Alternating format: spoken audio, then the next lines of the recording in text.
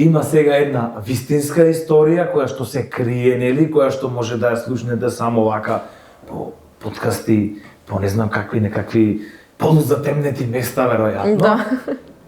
И таа нема да ја сретнете, нели, во официјалните книги, не заради тоа што е скриена, затоа што е глупост, но неја нема да ја сретнете и тоа несреќавање таму е доволен мотив кај јавноста да повика на сомнителност, затоа што не мора да значи дека за она што не се зборува е нешто паметно, напротив мора да значи дека е глупаво. Еден обичен човек кој што сака историја, тој сака да добие брзи одговори на нешто, на чиј Александар Македонски. А зошто вака или онака се појавувале нациите? И тоа треба да биде, дали ние сме како сите најстар народ?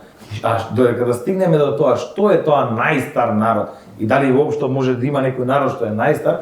Јас насмеа секогаш кажам, ако ги бараме најстарите, дури веројатно ние ќе завршиме или со Адам и Ева доколку некој религиозен, или ќе завршиме некаде во Африка, во некоја место под планина и место белци ќе бидеме дури и под темна кожа, така црни, нели? И тоа ќе биде нашиот резултат од барањето на најстариот народ. Ние никогаш нема да најдеме свој алиби зошто сме ние најстариот народ. Дури најнационалистичкиот наратив е всушност наратив кој што воопшто не држи вода.